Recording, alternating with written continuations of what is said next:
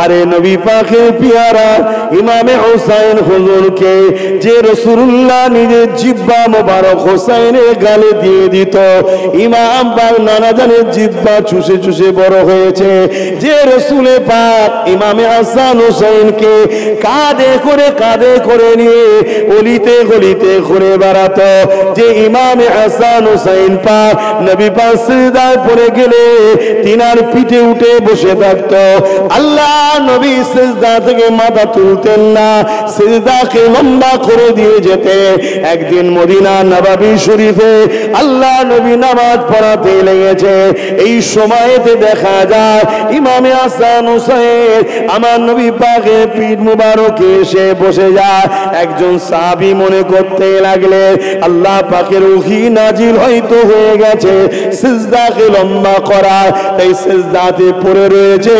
অনেকক্ষণ হয়ে যাবার পরে সাহাবীর মনে হচ্ছে আল্লাহ পাকের হুকুম রাসূলুল্লাহ ইন্তেকাল হয়ে যায়নি তো সিজদা অবস্থায়, এই জন্য মাথাটাকে হালকা করে তুলে দেখছে ইমামে হাসান হোসেন নানা জানের পিঠ মুবারকে উঠে বসে আছে।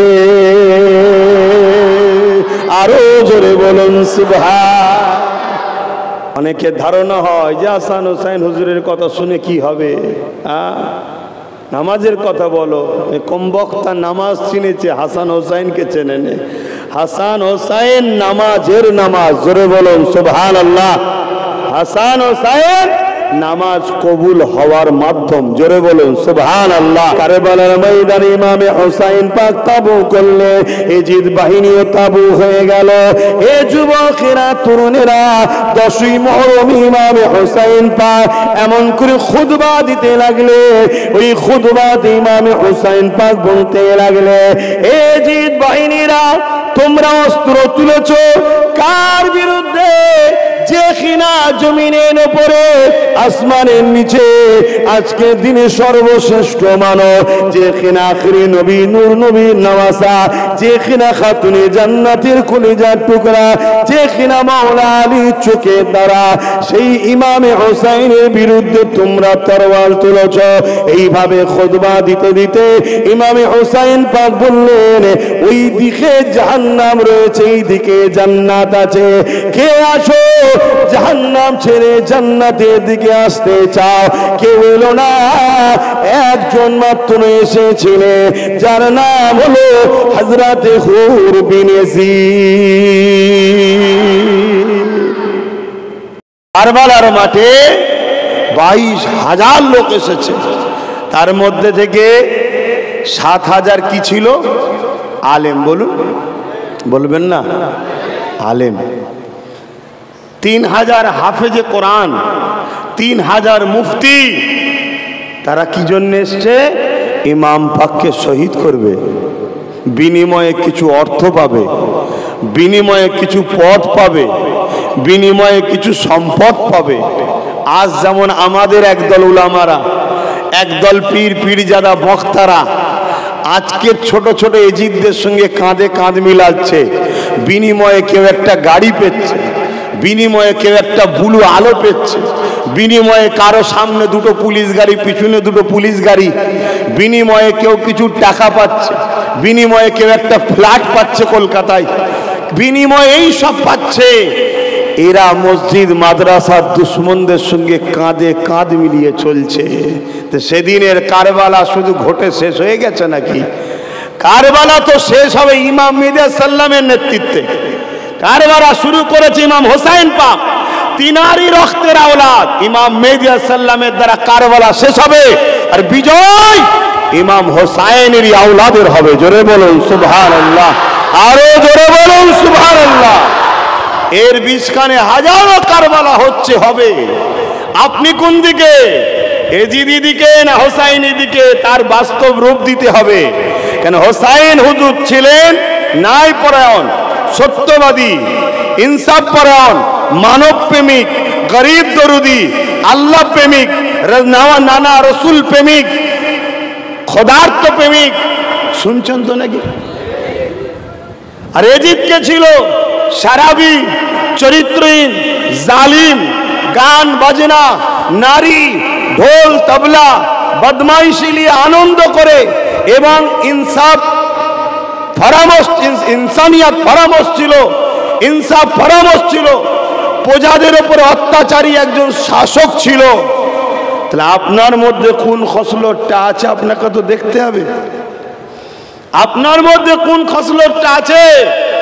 আপনি যদি গরিব দরদি হন, নেতিম দরদি হন, বিধবা দরদি হন, মানব দরদি হন, ইনসাফ প্রেমিক হন, ন্যায় প্রেমিক হন, খোদা প্রেমিক হন, রসুল প্রেমিক হন, সত্যের পক্ষে দাঁড়ানো পছন্দ করেন, সত্যবাদীদেরকে সাথ দেওয়া পছন্দ করেন, হকের পক্ষে দাঁড়ানো পছন্দ করেন, আপনি যতই যাই হন না কেন আপনার ঠিকানা কিন্তু ইমাম পাকের কাতারেই আছে। জোরে বলুন সুবহানাল্লাহ।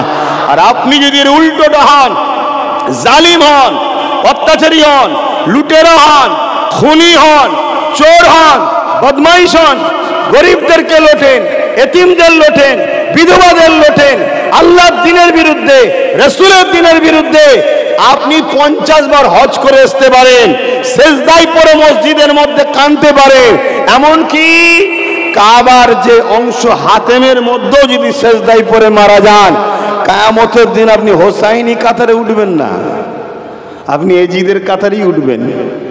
অত সহজ নাকি দিনটা? দিনটা তো সহজ। যখন জোর করে, আমার তো সময় বেশি নেই, আমি যে জায়গাটাকে মেন জায়গায় চলে আসছি, যখন এজিদ জোর করে খেলাফত দখল করলো, রাষ্ট্রপ্রধান বা গদি দখল করলো, মদিনার গভর্নরের কাছে খবর পাঠালো ইমাম হোসাইন পাকের কাছ থেকে বায়াতটা তাড়াতাড়ি লাও, তাড়াতাড়ি বায়াতটা লাও। কেন? ইমাম পাক যদি বিগড়ে যায়, সরে যদি যায়, অনেকে তার চামচা থাকে, এজিদের চামচা আছে, বলছে যদি বায়াত না নিতে পারো তাহলে কিন্তু বিগড়ে গেলে, মানে আপনার বিরোধী হয়ে গেলে, তাহলে আপনার গদি আর তখতা থাকবে না, তাড়াতাড়ি নেন। তা ইমাম পাককে যখন বলেছে, অনেক বড় কথা, ইমাম পাক বলেছিলেন যদি এজিদ তার ভুলগুলো শুধরে নিয়ে ঘোষণা দেয় তাওবার এবং পরিবর্তন হয়ে এই মেসেজ যদি ছড়িয়ে যায় যে হ্যাঁ এজিদ পরিবর্তন হয়েছে, শরাব ছেড়েছে, জুলুম ছেড়েছে, লুট ছেড়েছে, অশান্তি ছেড়েছে, এমন করে মানুষের উপর অত্যাচার জুলুমকে ছেড়েছে, আমি হোসাইনের বায়াত দিতে কোনো অসুবিধা নাই। কেন? হোসাইন তখতা গদির লোভ নয়, কুল কায়নাত তো আমার নানার। জোরে বলুন সুবহানাল্লাহ। আর আমি তো অলরেডি জান্নাতি যুবকদের সর্দার ঘোষণা আছে। কি ঘোষণা তখন হয়েছে না হয়নি? তা জান্নাতি সর্দার যে, সে দুনিয়ার এই গদির লোভ লালসা করে নাকি? হ্যাঁ, যার বিনা হুকুমে একটা লোক জান্নাতে চান্স পাবে না। সর্দার কাকে বলে? স্কুলের প্রধান, পঞ্চায়েতের প্রধান, বিভিন্ন জায়গায় প্রধান, তার পাওয়ার থাকে না? থাকে না? তো স্কুলের প্রধান যদি একজনকে টিসি দিতে, পাওয়ার পরে তুই স্কুলে থাকবি না, বেরো, তার যদি পাওয়ার থাকে, তা জান্নাতের যে সর্দার আল্লাহ করেছে, তেনার পাওয়ার আছে না নাই? যাকে পাকামো করে বার করে দেবে, যাকে খুশি দেবে, সে থাকবে। এ পাওয়ার আল্লাহ দিয়েছে না দেয়নি? ভাই ঈমান ঠিক করো। আমরা আমলের ব্যাপারে খুব ওয়াকিবহাল, ভালো জিনিস, আমল নিয়েও সচেতন হওয়া দরকার, কিন্তু আমাদের ঈমানের কলসি ফুটো হয়ে আছে, আমাদের খেয়ালই নেই, হরদম আমলের পানি ঢেলে যাচ্ছে। আরে ঈমানের কলসি আগে ঠিক করো। হোসাইন পাক আমলের সাথে নয়, ঈমানের সাথে সম্পর্ক। জোরে বলুন সুবহানাল্লাহ। কারণ আল্লাহ নবী বলেছেন হোসাইন আমার থেকে, আমি রসুল হোসাইনের থেকে। জোরে বলুন সুবহানাল্লাহ। আল্লাহ নবী আরো বলেছে হোসাইনকে যে ভালোবাসলো সে আমি রসুল আমাকে ভালোবাসলো, যে হাসান হোসাইনকে ভালোবাসলো সে আমাকে ভালোবাসলো, আমাকে যে ভালোবাসবে আল্লাহ তাকে ভালোবাসবে। জোরে বলুন সুবহানাল্লাহ।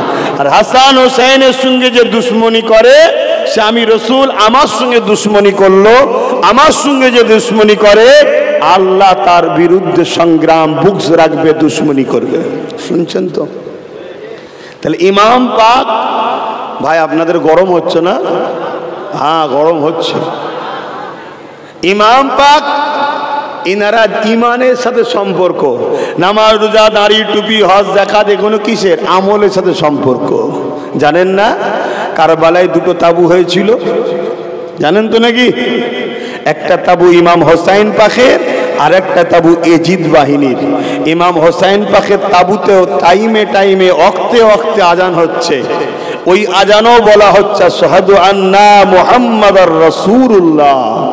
আবার এজিদ বাহিনীর তাবুতেও টাইমে টাইম আজান হচ্ছে, ওখানেও বলা হচ্ছে আশহাদু আন্না মুহাম্মাদার রাসূলুল্লাহ। তাহলে আজও দুটো আজান আছে না নাই? এই যুবকরা আমার অজ বুঝছো, ভালো করে বোঝো। ওইখানেও দুটো নামাজ হয়েছিল, একটা নামাজ এজিদ বাহিনীর তাবুতে, আর একটা নামাজ হুসাইন পাকের তাবুতে। এজিদ বাহিনীর তাবুতেও তাসাহুদে পড়া হয়েছিল, এজিদ বাহিনীর তাবুতেও তাসাহুদ পড়া হয়েছিল, দরুদে ইব্রাহিমও পড়া হয়েছিল। দরুদে ইব্রাহিমে বলা হচ্ছে আল্লাহুম্মা সাল্লি আলা মুহাম্মাদি ওয়া আলা আলে মুহাম্মাদ, মানে হোসাইন আছেন না নাই? আলে মুহাম্মাদের মতো হোসাইন হুজুর আছেন না নাই? আর হোসাইন পাকের তাবুতেও পড়া হয়েছে। তা আজও দুটো নামাজের তাসাহুদ দরুদ ইব্রাহিম আছে না নাই? হ্যাঁ, এগুলো মাথায় রাখতে হবে। আমরা নামাজ দেখেই মনে করি আল্লাহর ফেরেশতা, না না না না। রাসূল বলেছেন ৭২টা দল জাহান্নামে যাবে, তাদের মধ্যে নামাজও থাকবে, দাড়ি থাকবে, টুপি থাকবে, কোরআনের জ্ঞান, হাদিসের জ্ঞান, দ্বীনের জ্ঞান সব থাকবে, এরপরেও তারা জাহান্নামে যাবে। হুজুর কারণ কি? আল্লাহ নবী বললেন তাদের অন্তরে আমি রসুল, আমার হাইয়া থাকবে না, আমার আদব থাকবে না, আমার প্রেম থাকবে না। যার দিলে প্রেম থাকবে রসুলের, সে কখনো নবীর প্রেমিককে কখনো শহীদ করার জন্য গদির লোভ করতে পারে না। আজও যে মুসলমানের দিলে নবীর প্রেম থাকবে, সে কখনো নিজের পদের জন্য, নিজের দুনিয়ার রুজি রুটির জন্য নবীর দ্বীনকে কখনো মিটাতে যেতে পারে না, নবীর দ্বীনের দুশমনদেরকে সাপোর্ট করতে পারে না। আর যদি এর ব্যতিক্রম হয়, সে হতে পারে পীর, পীরজাদা, মুফতি, মৌলানা, আলেম, হযরত, সাহেব। জানতে হবে এরা হলো আজকে সেই এজিদ বাহিনী। কথা শুনছেন তো? কেন তোমার কাছে নিজের জানের থেকে বেশি রসুলকে ভালোবাসার নাম ঈমান। লা ইউমিনু আহাদুকুম হাত্তা আকুনা হাব্বা ইলাইহি মিন ওয়ালিদিহি ওয়া ওয়ালাদিহি ওয়ান নাস আজমাইন। অপর হাদিস শরীফ, লা ইউমিনু আহাদুকুম হাত্তা ইয়াকুনাল্লাহু ওয়া রাসূলুহু আহাব্বা ইলাইহি মিম্মা সিওয়াহুমা ওয়া মান আহাব্বা আবদাল্লাহ ইউহিব্বুহু ইল্লা লিল্লাহ। অপর হাদিস শরীফ, সালাসুন মান কুন্না ফীহি ওয়াজাদা বিহিন্না হালাওয়াতাল ঈমান। من قال الله ورسوله أحب إليه مما سواهما ومن أحب عبد الله يحبه إلا لله إلى آخر الحديث।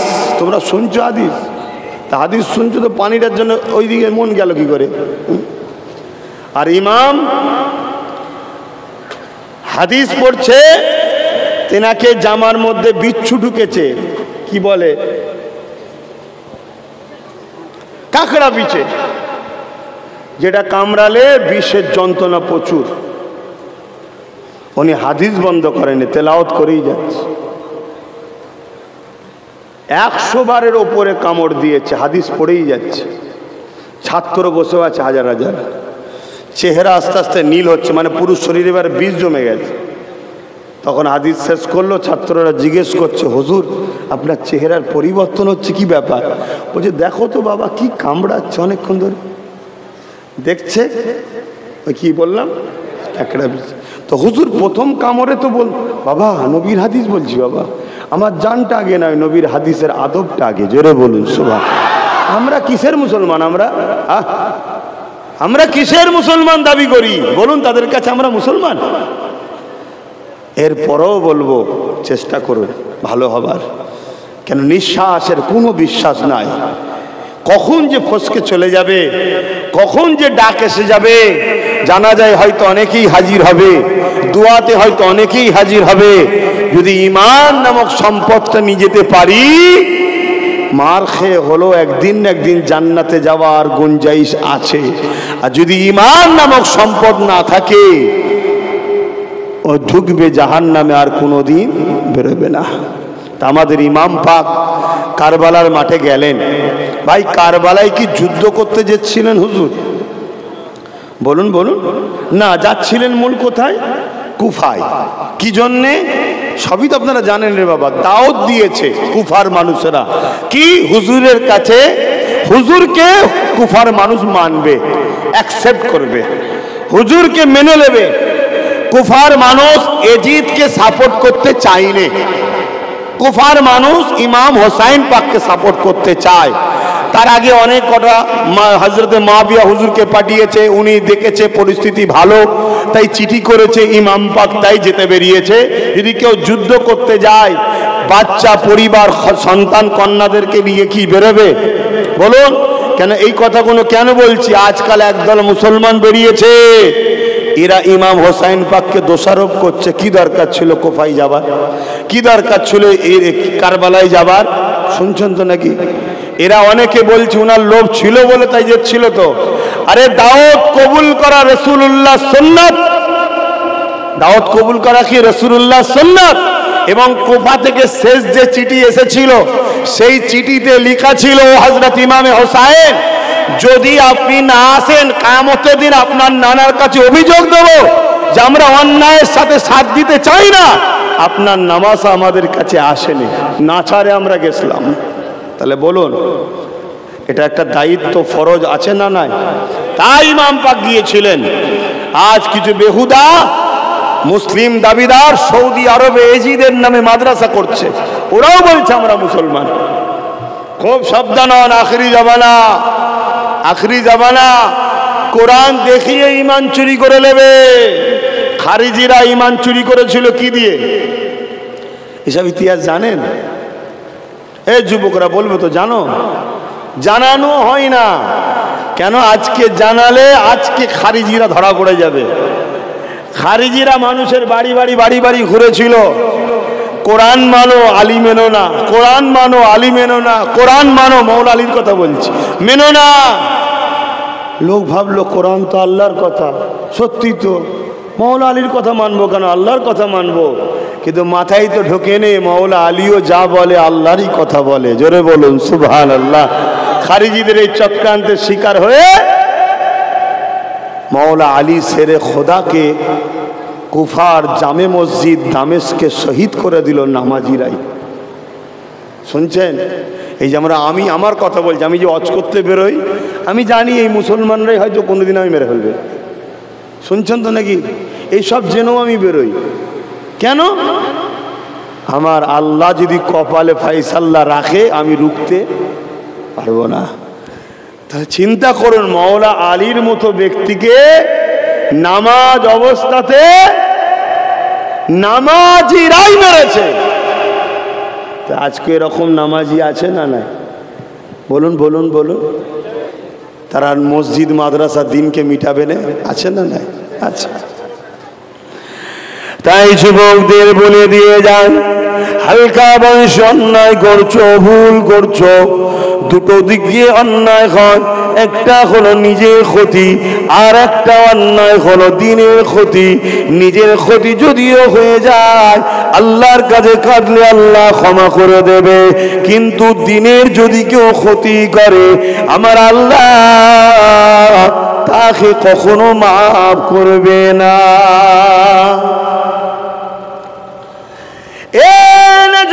তরুণেরা, কেন রাসূলুল্লাহ দিন আপনার সারদা গ্রামে এত সহজে আসেনি। আল্লাহ নবীর দিনটা অনেক কষ্ট করার পরে এসেছে। আরে নবী পাকের পিয়ারা ইমামে হোসাইন হুজুরকে যে রাসূলুল্লাহ নিজের জিহ্বা মোবারক হোসাইনের গালে দিয়ে দিত, ইমাম পাক নানা জানের জিহ্বা চুষে চুষে বড় হয়েছে। যে রাসূলে পাক ইমামে হাসান হোসাইনকে কাঁধে করে নিয়ে অলিতে গলিতে ঘুরে বেড়াতো, যে ইমামে হাসান হোসাইন পাক নবী পাক সিজদায় পড়ে গেলে তিনার পিঠে উঠে বসে থাকতো। আল্লাহ নবী সিজদা থেকে মাথা তুলতেন না, সিজদাকে লম্বা করে দিয়ে যেতে।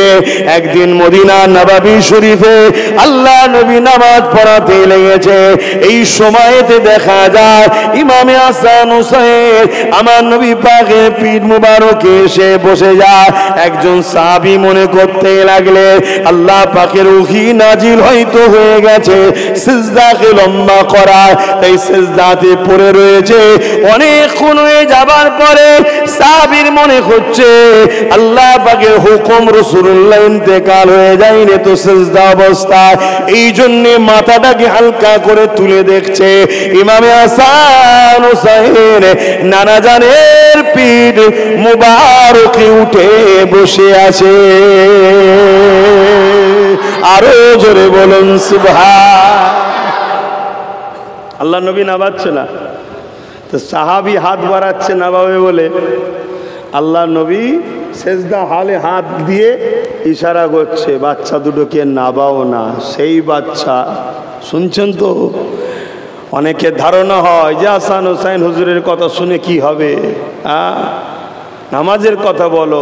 কম বক্তা নামাজ চিনেছে, হাসান হোসাইনকে চেনে নে। হাসান হোসাইন নামাজের নামাজ, জোরে বলুন সুবহানাল্লাহ। হাসান হোসাইন নামাজ কবুল হওয়ার মাধ্যম, জোরে বলুন সুবহানাল্লাহ। ওয়াল আলে মুহাম্মদ ছাড়া নামাজ হবে না। কেউ দরুদ বাদ দিলে হবে নাকি? এই কথা বলেন। সেই হাসান হোসাইনকে চেনো, তিনাদের মিশন কি ছিল?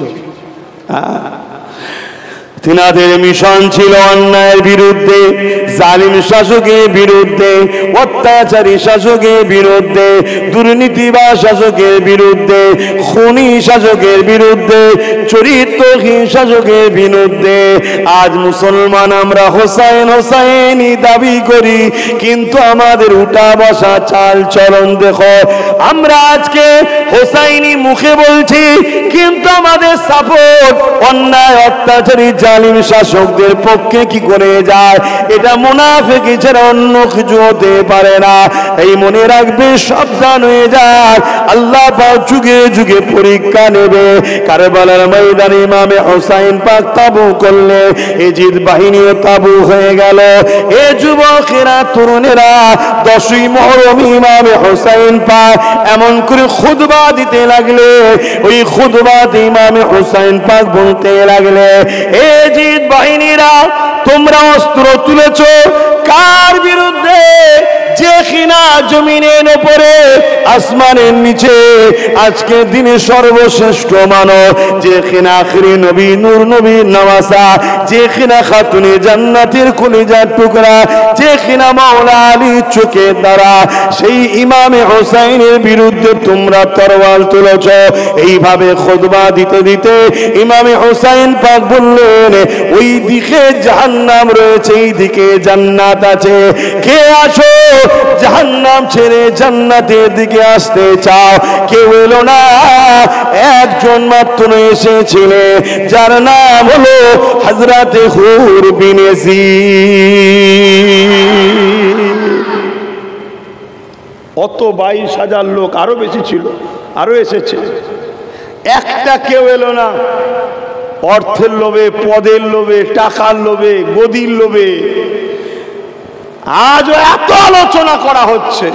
পরিবর্তন যার নসিবে আছে সে একাই পরিবর্তন হয়েছে। নাম কি? হযরতে হুর বিন ইয়াজিদ। মনে রাখবেন, হযরতে হুর রাদিয়াল্লাহু তাআলা আন, তিনি চলে আসলেন, এসে ইমাম পাকের কদমে পড়লেন, হুজুর আমাকে মাফ করেন, ক্ষমা করেন। হুজুর আমি অন্ধকারে চলে গেছিলাম, ভুলে চলে গেছিলাম, আমাকে একটু আপনার কদমে জায়গা দেন। তওবা করলেন, ইস্তেগফার করলেন। ইমাম হোসাইন পাক তাকে জায়গা দিল। কোন কোন রায়াতে আছে 9 তারিখে এসেছিলেন, যাক 9 তারিখ হোক 10 তারিখ, উনি একা ফিরলেন। যখন ইমামে হোসাইন হুজুর এই আওয়াজ দিলেন যে দেখো, আমি তোমাদের সঙ্গে যুদ্ধ করতে আসিনি, আমি সলে চাই, মীমাংসা চাই। ইসলাম সবসময় মীমাংসার কথা বলে। তোমরা যদি চাও আমাকে কুফায় যেতে দাও, আর না হয় আমি মদিনায় ফিরে যাব। তখন হুর বিন ইয়াজিদ বলল, হুজুর যখন মদিনায় ফিরে যেতে চাইছে, তেনাকে মদিনায় যেতে দাও। তখন বড় বড় যারা ছিল ইয়াজিদ বাহিনীতে, বড় বড় শয়তান, সিমার, মারওয়ান, এসব শয়তানগুলো বলল, তুমি একটা কামান্ডারের মতো থাকো, বেশি কথা তোমায় বলতে হবে না। হযরতে হুর বিন ইয়াজিদ তখন বলল, তোমাদের কামান্ডার পদ তক সব রইল, আমি গেলাম। আর আজকে আমরা দেখতে পাচ্ছি আমাদের সমাজে ইসলামের প্রকাশ্য দুশমনদের সাথে আমাদের সমাজের আলেম উলামারা রয়েছে।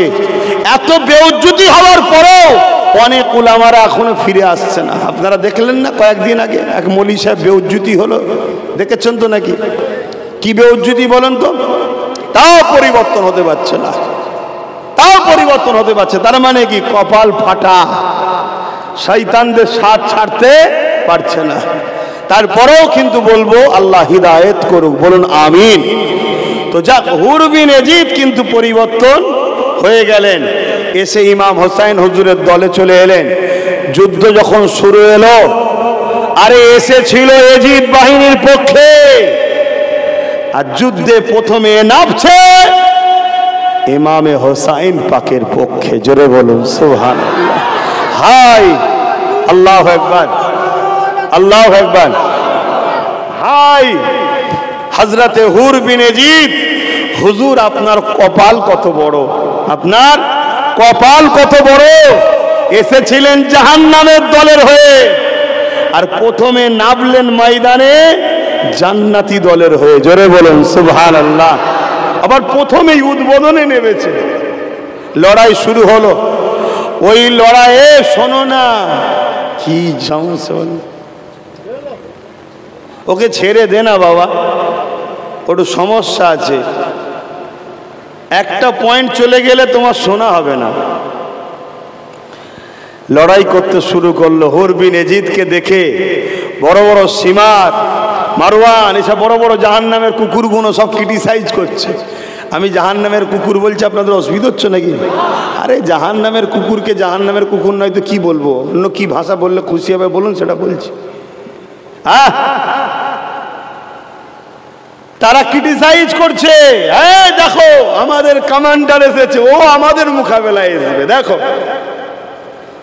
ইমাম হোসাইন পাকের একদিনের সোহবত পাওয়া বা কিছু খুনের সোহবত পাওয়া, লড়াই করতে নেমেছে।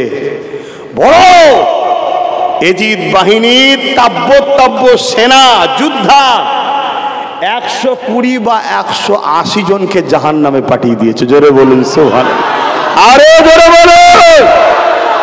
তাহলে ভেবে দেখুন, আল্লাহু আকবার, ভেবে দেখুন, আল্লাহু আকবার। একদিনে যদি সময় পেয়ে একদিন সোহবতে বা কিছু খুন সোহবতে, আরে ইমানের পাওয়ার যদি এত চার্জ হয়ে যায়, তাহলে আমার ইমাম পাকের ইমানের পাওয়ার কি? কোন মা এমন সন্তানকে পয়দা দিতে পারেনি যে ইমাম পাককে শহীদ করতে পারত। এই শহীদের পিছনে বহুত বড় গোপন রহস্য আছে। আমি শুধু একটু টাচ দিয়ে যাব, কেন খোলাসা যখন ইসলাম করেনি, আমি পুরো খোলাসা করার কে? আমি শুধু টাচ দেব। যেটা আমার নবীর মধ্যে নাই, ওটা আল্লাহর দরবারে কোনো দামই নাই। বুঝতে পারলেন? যেটা আমার নবীর জীবনে নাই, যে কাজ, ওই কাজের কোনো দাম আছে? কেউ যদি কুরবানি 3 দিন রোজা রাখে, ওই রোজার দাম আছে? কেন দাম নেই? আমার নবী রাখে না, তাই তো নাকি? কেউ যদি আরাফাত থেকে মক্কা শরীফে আসা, মুজদালিফায় আসার পথে কেউ যদি আরাফাতেই মাগরিবের নামাজ পড়ে লাই, ওই নামাজ হবে? কেন হবে না? আমার নবী করে না। তা শরীয়তটা কি? আমার নবী। যেটা আমার নবীর মধ্যে নাই, সেটার কোনো দাম আল্লাহর কাছে, জোরে বলুন, ওটা নিয়ামতই নাই। আবার শহীদের মতো বড় নিয়ামত যদি আমার নবীর ঝুলিতে না থাকে, তাহলে শহীদানদের তো কোনো মর্যাদাই নাই। এই মর্যাদা আছে কেন? আমার নবীর তো নাই। আর নবীর যদি না থাকে, যদি মর্যাদা না থাকে, আবার অপরদিকে আল্লাহ বলছে, হাবিব আমি আপনারও কোরআনের হিফাজতের দায়িত্ব নিলাম, পৃথিবীর কোনো জালিম আপনাকে ক্ষতি করতে পারবে না, কোনো জালিমের হাতে আপনাকে শহীদ কতল, যেটা বুঝাতে চাইছি, করতে আমি দেব না। এই দুইয়ের বীজখান দাঁড়িয়ে রয়েছে শরিয়াত। দেখুন তাহলে একদিকে যদি রাসূলুল্লাহ ঝুলিতে শহীদ না থাকে তাহলে শহীদের কোনো গুরুত্ব নাই। আর শহীদ এত বড় একটা মাকাম, তাহলে আমরা হুজুরের শহীদ ইমাম হোসাইনের দেখছি, হাকিকাতে কি রহস্য আর বাকিটা আগাতে পাচ্ছি না, বাকিটা আগাতে পারছি না, বুঝতে পারছেন তো? তবে তবে কারবালার মাঠে ইমামে হোসাইন পাক যখন তাহাজ্জুদের নামাজ পড়ে একটু শুলেন, ঘুমিয়ে যখন পড়েছে, শুনছেন তো আপনারা? আল্লাহ নবীর সঙ্গে দিদার হচ্ছে নানার সাথে, জোরে বলুন সুবহানাল্লাহ। আল্লাহ নবী বলছে, ইমামে হোসাইন দেরি করো না, কৌসারের পানি নিয়ে দাঁড়িয়ে আছে, পানি পান করাবো। নানা ওয়াদা যেটা ছিল ওই ওয়াদাটা পূরণ করে দাও। কি ওয়াদা ছিল আল্লাহ জানে, নবী জানে, হোসাইন হুজুর জানে। কিন্তু আমি আবার বলছি, যেটা নবীর ঝুলিতে নাই ওটা মাকাম নয়।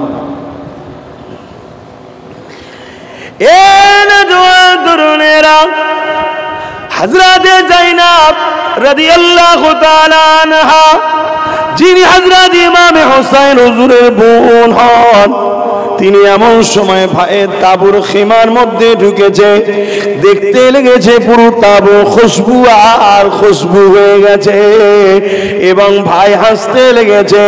এই দৃশ্য দেখে যায়েনব জিজ্ঞাসা করতে লেগেছে, ভাই আপনি হাসেন কারণ কি? বসো। নানা জানের সঙ্গে দিদার হয়েছে। নানা জান বলেছে, হোসাইন আসো, কৌসার পান করাবো। আল্লাহ আল্লাহ। আমাদের হোসাইন হুজুর জিন্দা না মরা? জোরে বলুন জিন্দা। ও এজিদ মরে গেছে, এজিদ মরে জাহান্নামে ঘেউ ঘেউ করছে এখন শয়তান। আমাদের হোসাইন হুজুর জিন্দা, আমাদের হোসাইন হুজুর জিন্দা। আমাদের সবার হৃদয়ে ইমাম পাক রয়েছে, জোরে বলুন সুবহানাল্লাহ। তো ভাইয়ের আমার, ইমাম পাক তিনার বোনকে এবার বুঝাচ্ছেন, নসিহত করছেন, সবর করবে, ধৈর্য ধরবে। সবরকারীকে আল্লাহ পছন্দ করে। যত যাই হোক ধৈর্য হারা হবে না, সবর করে থাকবে। এই তালকিন দিচ্ছে, মানে সব কিছু বুঝাচ্ছে। এই যে রসুল বললেন না না ওয়াদাটা বাস্তবায়ন করো। কি ওয়াদা? কি ওয়াদা? হোসাইন রাসূলুল্লাহর পক্ষ থেকে শহীদ। কথা বুঝে আসছে? এজন্যে এত শহীদ থাকার পরও রসুলের চাচা হযরত হামজা হুজুরের কলিজা চিবিয়েছে। ওটা শোনার পরও আমরা যত না ব্যথিত হই, ওটাও ব্যথিত, কিন্তু আমাদের ইমাম পাকের কথা শুনলেই আমাদের দিল ভেঙে চোখ দিয়ে অটোমেটিক পানি আসে। ঠিক না বে? ঠিক। এর একটা রহস্য আছে না? নাই? হ্যাঁ, বেশি ভেতরে ঢুকা যাবে না। তবে এতটুকু জেনে রেখে দাও, ইমাম পাকের তুলনা হয় না। পরের দিনে ওর বিনেজি যখন গেলেন, 120 থেকে 180 জন এজিদ বাহিনীকে জাহান্নামে পাঠিয়ে দিলেন। এই যুবকেরা, তরুণেরা, এইভাবে দেখা যায় একটার পর একটা আলে রসুলরা নাপতে লেগেছে।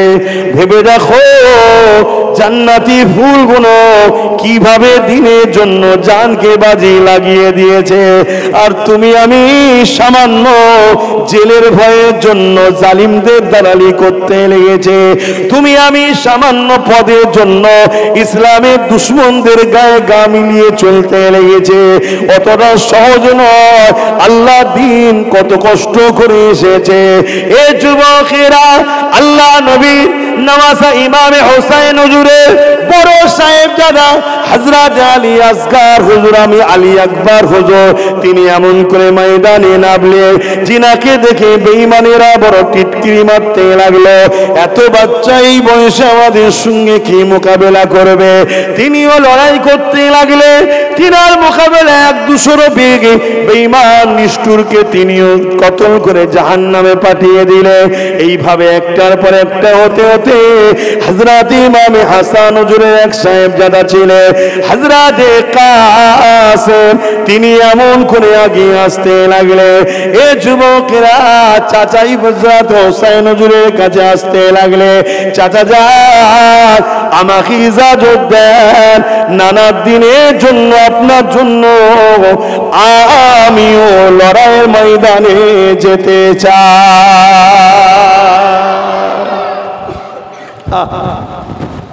আরে যারা মজা বুঝতে পেরেছে যে এই দুনিয়া এটা জেরক্স, তারা তো শহীদ হওয়ার জন্য সবসময় আগ্রহ প্রকাশ করে যে কবে হব, কবে হব, কবে হব। কেন হতে দেরি, জান বেরোতে দেরি, আল্লাহর ফেরেশতা এসে জান্নাত দেখায়। জোরে বলুন সুবহানাল্লাহ। পিপিলিকা কামড়ালে জানা কষ্ট হয়, নবী বলছেন শহীদদের জান কবজ ওর থেকেও কষ্ট কম হয়। জোরে বলুন সুবহানাল্লাহ। আরে সেই তো মরবো, কুকুরও মরে, গরুও মরে, ছাগলও মরে, ভেড়াও মরে। আর মানুষের মরণ যদি কুকুর ছাগলের মতো হয় তো মরণের লাভ কি? ওই মরণের তামান্না করো যে আমি হকের ওপরে থাকবো, ন্যায়ের ওপরে থাকবো, ইনসাফের ওপরে থাকবো। দিনটা কি, ইসলামটা কি? আমরা তো ইসলামকে মসজিদ মাদ্রাসার মধ্যে তালা মেরে রেখে দিয়েছি, বাইরে বেরোবি না, এখানে থাক। আমাদের মধ্যে প্রচার না, ইসলাম মানে নামাজ, রোজা, দাড়ি, টুপি, হজ, যাকাত, আমাদের মধ্যে প্রচার। আরে এগুলো অনেক পরের বিষয়, ইসলামে এগুলো অনেক পরের পাঠ। নামাজ তো রসুল মেরাজ থেকে এনেছে। নবী মেরাজে গেছে কবে? বলো কবে গেছে? 610 মনে থাকবে, এই সরি 621 মনে থাকবে। আর নবী দিন ইসলামের কাজ শুরু করেছে 610-এ। 11 বছর পর গিয়ে নামাজ এনেছে। এই 11টা বছর ধরে রসুল কি করেছে? 11টা বছর ধরে রোম থেকে শুরু করে, পারস্য থেকে শুরু করে, কেসরা কাইসার থেকে শুরু করে, আবু জের, উতবা, সাইবা, উমাইয়া, আবুল আহাবের মতো শয়তান থেকে শুরু করে সবার বিরুদ্ধে রসুল পাক সাল্লাল্লাহু আলাইহি ওয়াসাল্লাম সংগ্রাম করেছে। অন্যায়কে মিটাবার জন্য নবী লড়াই করেছে। জোরে বলুন সুবহানাল্লাহ। আর আজকে আমরা কি করছি? ও তসবিলে বেরিয়ে পড়েছে হুজুর, আল্লাহ আল্লাহ করছে, আল্লাহ আল্লাহ আল্লাহ আল্লাহ। আমি করেন, বারণ করছি না, কিন্তু তসবির সময় যেমন তসবিহ করতে হবে। এতিম, গরিব, অসহায়, বিধবা, আল্লাহ সৃষ্টি নারী জাতির ইজ্জত বাঁচাবার জন্য প্রয়োজন হলে অস্ত্র ধরার নাম ইসলাম। শুনছেন তো নাকি? সে হতে পারে হিন্দু ঘরের মেয়ে, আদিবাসী ঘরের ছেলে, গরিব যে হবে, অসহায় যে হবে, তার পক্ষে দাঁড়িয়ে জালিমের বিরুদ্ধে লড়াই করার নাম ইসলাম। আমার নবী লড়াই করেছিল কাদের পক্ষে? যাদের গলায় দেব দেবীর ফটো ছিল। আমার নবী যখন মক্কায় আসে কেউ ছিল নাকি? তো নবী তো আবু জেহেলের বিরুদ্ধে বললো, এদের পক্ষে দাঁড়িয়ে কেন বেটিগুলোকে হত্যা করছিস, কেন জীবিত মেরে দিচ্ছিস, কেন এদেরকে পুঁতে দিচ্ছিস? কাদের হয়ে বলেছিল বলুন? যারা আল্লাহ মানত না। নবী পাক সাল্লাল্লাহু আলাইহি ওয়াসাল্লামের এই মেসেজ দেখে তারা আমার রসুলকে মাসিহা, সাহায্যকারী বলে রসুলুল্লাহর কাতারে আসলেন। নবী তাদের হয়ে লড়তে লাগলো। আস্তে আস্তে আস্তে আস্তে নবীকে তারা চিনছে, দেখছে। দেখতে দেখতে দেখতে দেখতে দেখলো ইনার সবটাই যখন ঠিক, কোনোটাই মিথ্যা নেই, তাহলে লা ইলাহা ইল্লাল্লাহটা কেন মিথ্যা হবে? তখন তারা দলে দলে ঈমানের কলেমা পড়ছে। জোরে বলুন সুবহানাল্লাহ। আর আমাদের ঘরে দেখি আজকে কি করছে বলুন? কথায় কি অসুবিধা হচ্ছে নাকি? সময় তো নেই ভাই। আসেন ইমামে পাকের সামনে। হযরত ইমামে হাসান হুজুরের সাহেবজাদা যখন দাঁড়িয়ে গেলেন, চাচা যান আপনি আমাকে ইজাজত দেন, আমিও জালিমদের বিরুদ্ধে সংগ্রাম লড়াই করতে চাই। আল্লাহ নবীর নামাজে ইমামে হোসেন বলেছিলেন, না তুমি আমার ভাইয়ের একটাই মাত্র নিশানি, তোমাকে ইজাজত দেব না। ওই সময় বলেছিলেন, চাচা যান, আমার আব্বা জান আমাকে একটা নসিহত করেছিল। কি নসিহত?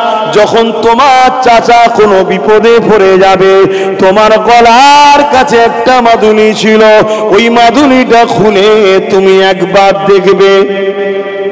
তো এই সময়ের মতো বড় বিপদ কি আছে? তো ওটা খুলে দেখছে, ওখানে লেখা আছে, হযরত হাসান হুজুর লিখছে যে বেটা, যখন তোমার চাচা কারবালায় বিপদে পড়বে, তুমি চাচাকে ছেড়ে চলেছো, তুমি চাচার জন্য নিজের জানকে উৎসর্গ করো। জোরে বলুন সুবহানাল্লাহ। তারা কি বাপ, হ্যাঁ কি বাপ তারা। এই চিঠিটা দেখে ইমাম হোসেন হুজুরের চোখ দিয়ে পানি এসে গেল যে আমার ভাই আজ আমার তার সন্তানকে আমার জন্য কুরবানি করাচ্ছে।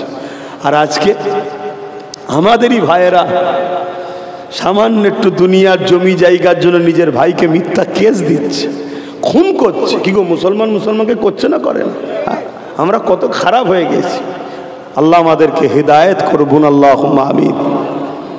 তো ইমামে হজরতে কাসেম হুজুর যখন নামলেন, আর কাসেম হুজুরকে পুরো হুবাহুব আমার নবীর মতো দেখতে ছিল। জোরে বলুন সুবহানাল্লাহ।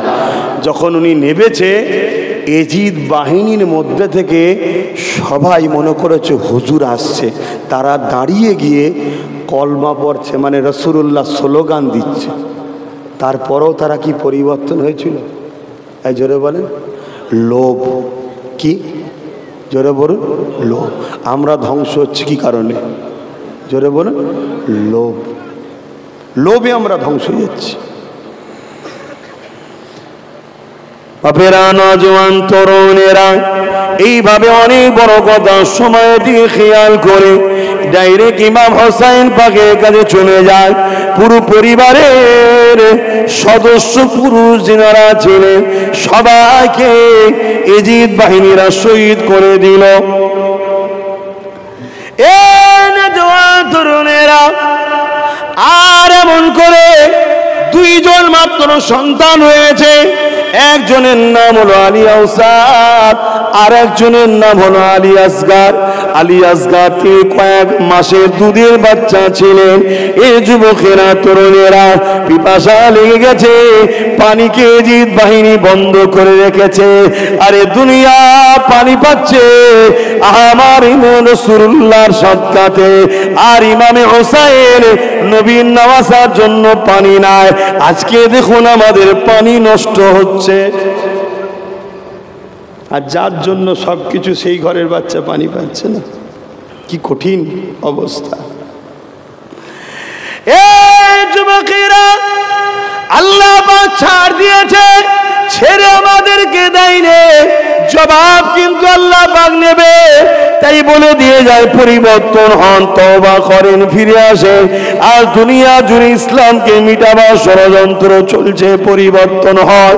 কেউ এমন করে চারিদিক দিয়ে চেষ্টা করছে হযরতে আলী আসগারকে নিয়ে অনেক বড় কথা পানি পান করাবার জন্য ফোরাত নদীর ধারে দিয়ে গেছে। এমন করে ইমাম পাক বলতে লেগেছে, আমার পানি লাগবে না, আমি পানি পান করতে আসিনি, কিন্তু এই বাচ্চাটাকে পানি পান করাও।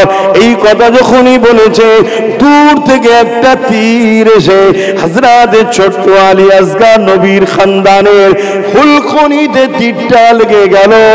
আরে ভেবে দেখুন, কয়েক মাসের বাচ্চাকে এজিদ বাহিনী মেরে ফেলল, শহীদ করে দিল। এ যুবকেরা, তরুণীরা, বাপেরা, আজকের দিনও আমরা দেখছি সেই এজিদরা আমাদের তামান্নাকে বোম মেরে মেরে দিল। মারছে না, মারে না? অসুবিধা হচ্ছে আপনাদের? আরে সেদিন পুরুষ এজিদ ছিল, আজকে আমার বাংলায় মহিলা এজিদ বসেছে। এই তো পার্থক্য রে বাবা। এ কোনসা এজিদ নয়। এইটা যে মুসলমান সহ্য করতে পারে না, সে মুসলমান মুনাফেক ছাড়া অন্য কিছু নয়। তুমি মেরে ব্রেনের মধ্যে গেঁথে লাও তুমি মুনাফেক, তাই তোমার বুকে ব্যথা হয়েছে। তোমার এজিদের জন্য বললে তোমার কষ্ট হয়। তোমার এজিদ যখন বলে মসজিদ, মাদ্রাসা, কবরস্থানের জন্য আন্দোলন করা যাবে না, তখন তো তোমার ব্যথা হয় না। জানতে হবে তোমার বেঈমান ইমান গেছে তোমার। এ নওজোয়ান তরুণেরা, এমন করে হযরত আলী আসগরকে নিয়ে বাপের কোলে ছোট্ট কয়েক মাসের বাচ্চা, চিন্তা করে দেখুন, করো ব্যথা। তোমার আমার বাচ্চাকে সামান্য লেগে গেলে তুমি আমি সহ্য করতে পারি না। রহমতের ঘরে সন্তান ইমামে হোসেন হুজুরের কলিজার টুকরা আলী আসগর শহীদ, রক্ত পুরো শরীর ভরে গেল।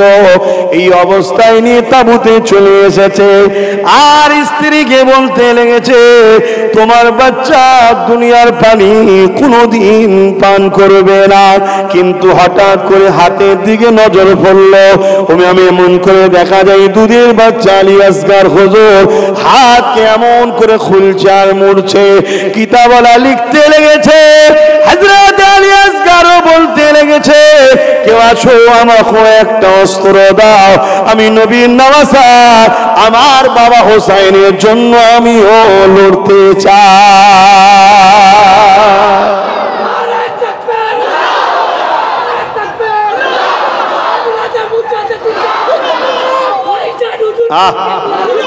আমার স্লোগান দিউনি, আমার সাথে বলো, ইমামে হাসান হোসেন, ইমামে হাসান হোসেন, ইমামে হাসান হোসেন।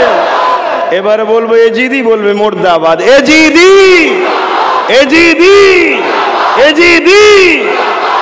ইমাম পাকদের স্লোগান দাও। আমি কে? আমি তো ইমাম পাকদের ঘরের দরজার পাহারাদার একটা কুকুর, আমি তাদের ঘরে। সে কপালটাও যদি হয় তাও নসিবওয়ালা হব। কেন 7 জন ওলির যদি পাহারা দিয়ে কিতমিন জান্নাতে যেতে পারে, জানেন না? কোরআনে এক সূরা কাফে একটা কুকুরের নাম আছে কিতমিন, জানেন তো নাকি? 7 জন ওলিকে পাহারা দেওয়ার জন্য, ভালোবাসার জন্য সেই কুকুরটা ওলিদের সাথে জান্নাতে যাবে। আরে ইমাম হোসেন পাকের ঘরের চৌকাট পাহারা দিবার কুকুরও যদি হতে পারে, সেও তো জান্নাত যাবে। জোরে বলুন। প্রেম কাকে বলে আমরা তো বুঝি না এখনো, কথা শুনছেন তো? প্রেম কাকে বলে আমরা এখনো বুঝি না।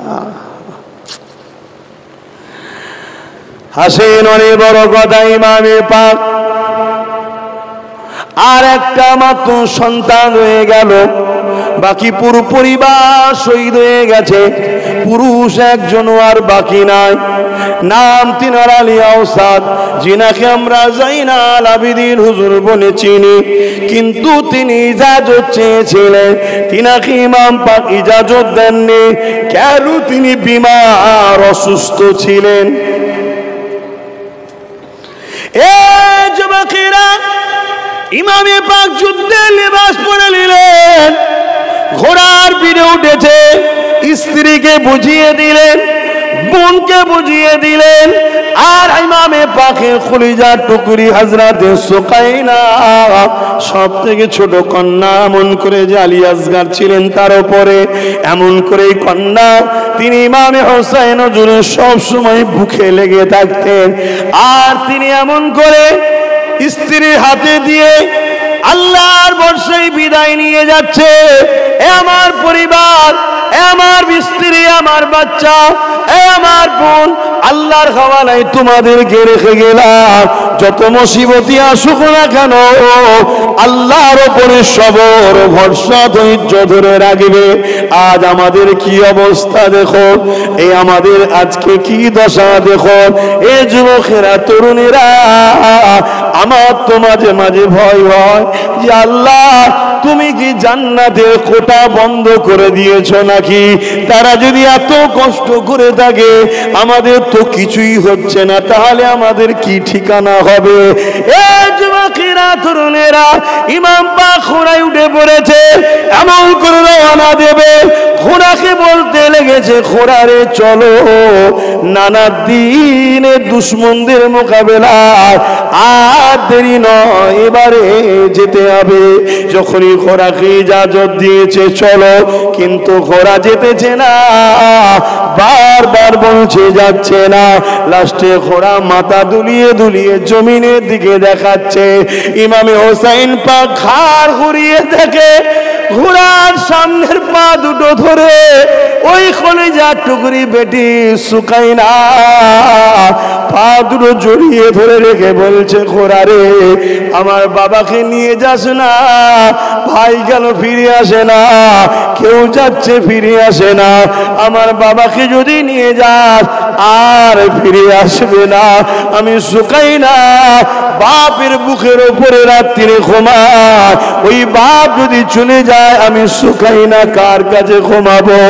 এ যুবকেরা, আল্লাহ নবীর দ্বীনের জন্য এই অবস্থাতে ইমাম পাক নেমে পড়লে তিনি চুক্তি করে নিতে পারতেন, জিদকে মেনে নিতে পারতেন।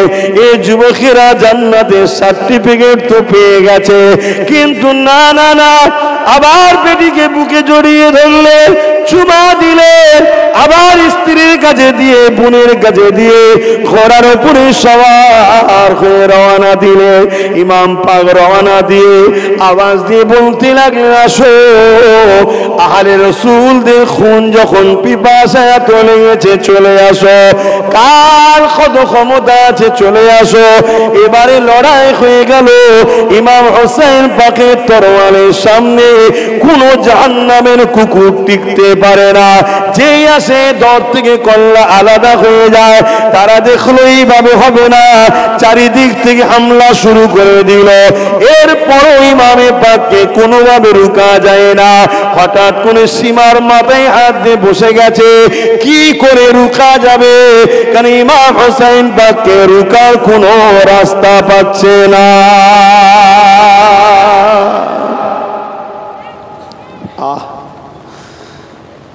শুনছো আমার ভাইয়েরা?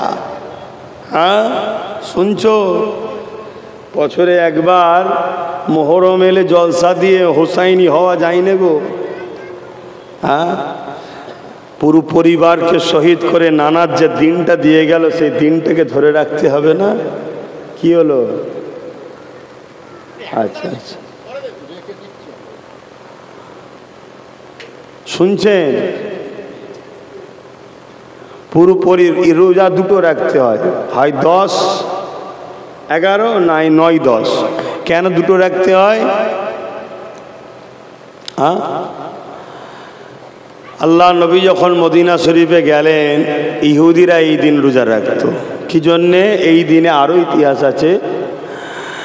মুসা আলাইহিস সালামকে আল্লাহ পাক এই দিনেই নমরুদের অত্যাচারের হাত থেকে তিনাকে রক্ষা করেছিলেন এবং ফেরাউন বাহিনীকে আল্লাহ নীল নদে ডুবিয়ে ডুবিয়ে মেরে ধ্বংস করে দিয়েছিলেন। এজন্যে ফেরাউন ইহুদিরাও রোজা রাখে। আমার রসুল বললেন, তাহলে আমরা দুটো রোজা রাখবো। কেন? একটা রাখলে তাদের তাসাব্বা হবে।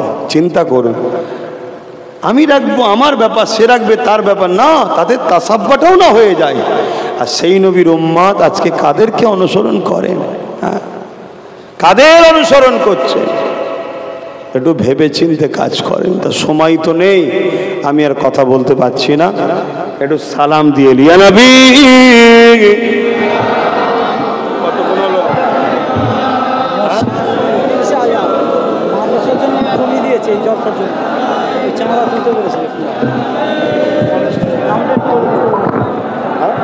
জমি দিয়ে জমিটা থেকে পৌঁছে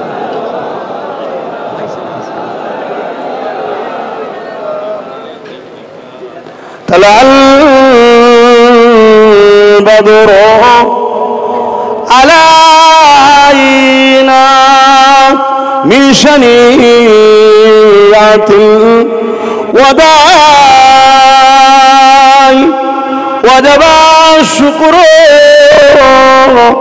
علينا ما بغى لله أهداي يا نبي سلام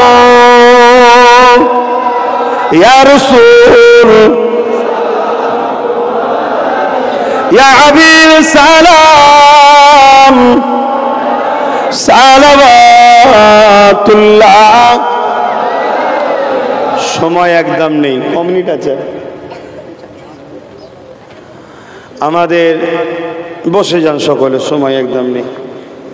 আমাদের এই আব্বাজি, হাজি সাহেব, বাবাজি, চাচাজি কোন জায়গা?